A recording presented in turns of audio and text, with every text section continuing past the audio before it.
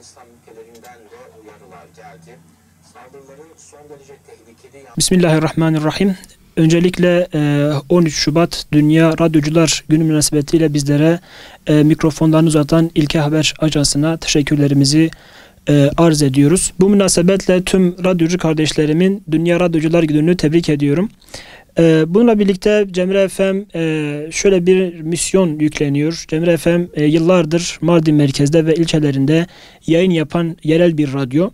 Bununla birlikte çok gerçekten geniş bir dinleyici kitlesine sahip bir radyomuz.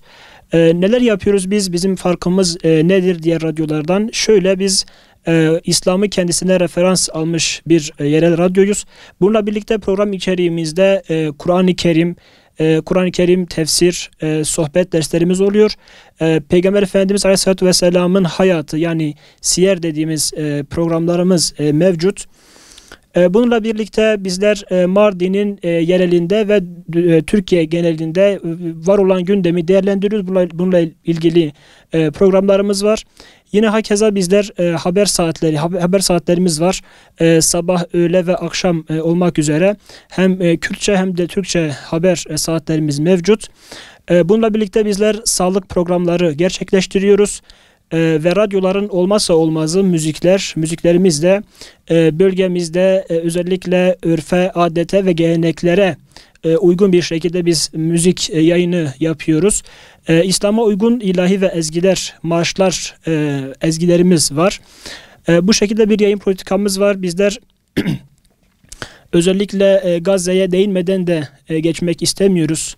5 ayı aşkın bir süre oldu Gazze'de. Özellikle Kassam mücahitleri tarafından bir direniş var, bir diriliş var.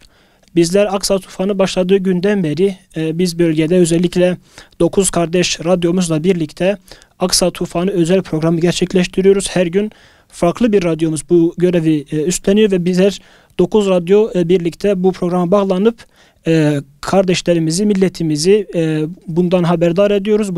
Bundan bilgi sahibi ediyoruz. Özellikle yerel radyoların sıkıntı ve sorunları elbette ki var. Bizler de bu sorunlarla karşı karşıyayız.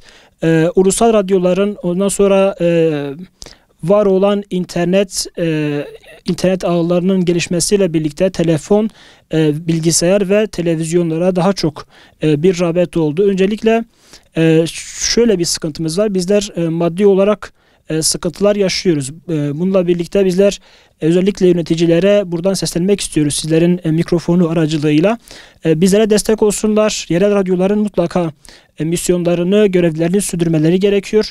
Yerel radyoların varlığı bölgeye bir katkıdır, bir destektir. Bizler Cemre FM olarak Mardin'de özellikle var olan bütün STK'ları, ondan sonra diyelim ki farklı kurumları ziyaret ediyoruz. Burada onlarla program gerçekleştiriyoruz. Yani Mardin'in sesi ve nefesi konumunda bir radyoyuz. Cemre FM özellikle. Son olarak halkımızdan bizleri takip etmesini, bizleri desteklemesini talep ediyoruz. Teşekkür ediyoruz.